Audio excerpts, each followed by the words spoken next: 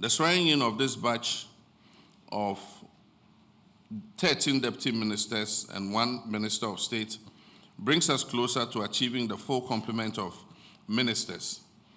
This week, I'll submit a final list of 4 deputy ministers to achieve the full complement of 60 ministers that we promised. So far, I've appointed 27 presidential staffers to various roles and 3 persons as directors of important governmental initiatives, bringing the total number of political appointees so far to 30.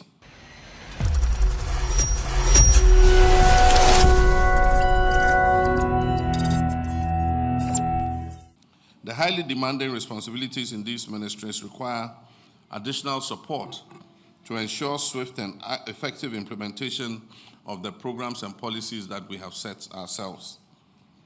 Ministries that can function effectively without deputy ministers have not been assigned any deputy minister, reaffirming our commitment to a lean and efficient government. The swearing in of this batch of 13 deputy ministers and 1 minister of state brings us closer to achieving the full complement of ministers. This week, I'll submit a final list of 4 deputy ministers to achieve the full complement of 60 ministers that we promised. We've also achieved the earliest approval of ministers by Parliament under the Fourth Republic, enabling them to get to work to roll out our commitment to the people of Ghana. And for this, I wish to thank Mr. Speaker and the honorable members of Parliament. The same commitment to composing a lean government has found expression in the appointments made at the presidency so far. So far, I've appointed 27 presidential staffers to various roles and 3 persons as directors of important governmental initiatives, bringing the total number of political appointees so far to 30. This list of 30 is pending approval from the Council of State. At the last count, there were 336 political appointees at the presidency under the previous government. While we're in the process of recruiting supporting staff to enable the full functioning of our presidency, the numbers will come nowhere near the army of people that were hired under the previous government.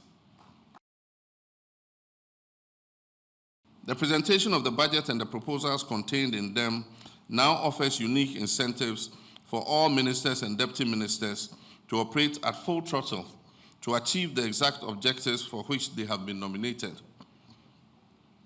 For Lydia Lamisi Akamvariba, you work under the Special Advisor on Governmental Affairs to achieve speedy and optimal reform in our public services.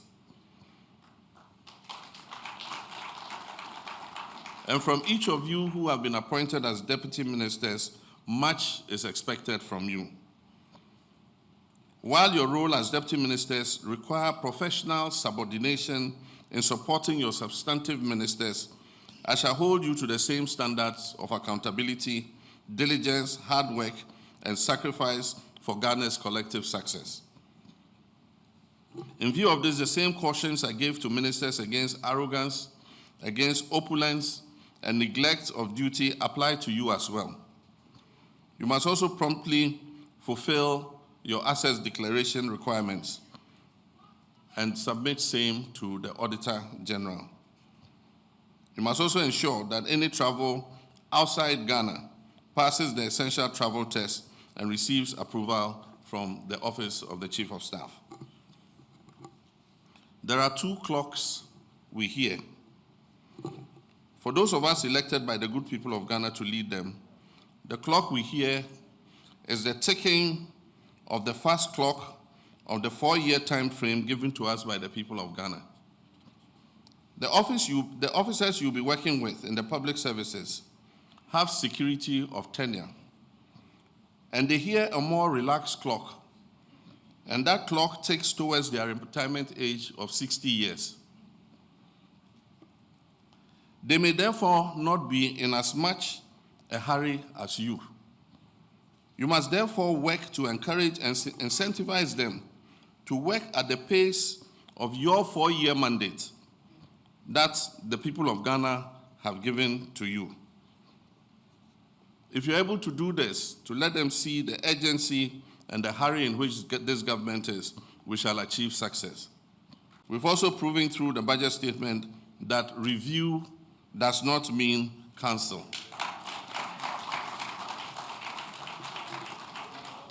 Once and for all, for those who don't understand English, review does not mean to cancel.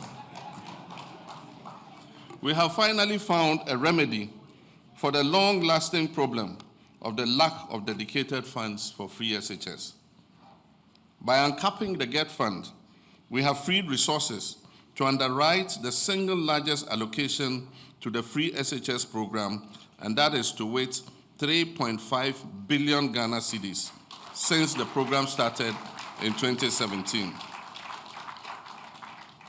We've also thrown a lifeline to sufferers of chronic diseases whose treatment often come at prohibitive cost by dedicating a portion of the uncapped amount from the National Health Insurance Levy to the Ghana Health Trust Fund, otherwise called Mahama Cares Program, designed